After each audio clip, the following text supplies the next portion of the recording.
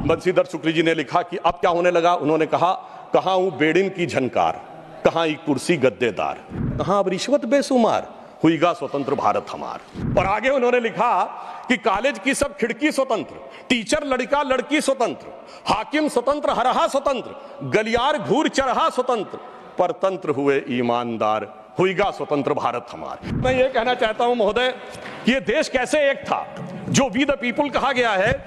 मैं बताना चाहता हूं कि जब माननीय प्रधानमंत्री जी ने श्री राम जन्मभूमि का उद्घाटन करना था तो उससे पहले वो दक्षिण के जिन मंदिरों में गए थे उसमें से एक तमिलनाडु का श्रीरंगम मंदिर है। उस श्रीरंगम मंदिर का महत्ता क्या है?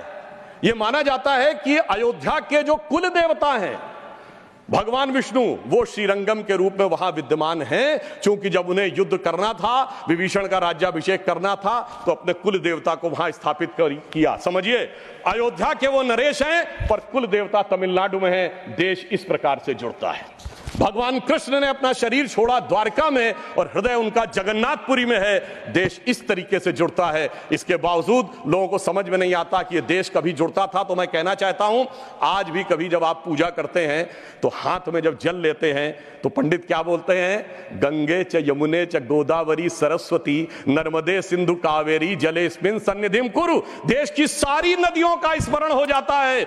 इस प्रकार से देश एक संकल्प के थ्रू आकर एक प्रकार से जुड़ता है और इसीलिए इसकी डेफिनेशन भी दी गई। अगर इंडिया दैट इज भारत कहा गया है हमारे कॉन्स्टिट्यूशन में, तो इंडिया एक ज्योग्राफिकल कॉनोटेशन है जो इंडस रिवर के इस तरफ है, तो फिर देश कैसे नहीं था?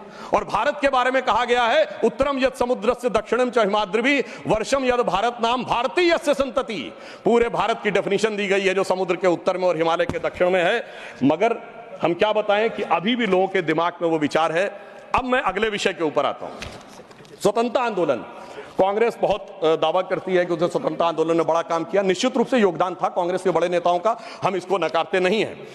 परंतु उस योगदान के बाद उस योगदान में कितना मिष्ठान लेने का प्रयास हुआ, यह मैं कांग्रेस के एक नेता कोट करना चाहता हूं। आप सबने बड़ा प्रसिद्ध गीत सुना होगा, कदम कदम बढ़ाए जा खुशी के गीत गाए जा, जो आजाद हिंद फौज का गीत था। इसको लिखने वाले थे बंशीधर शुक्ल।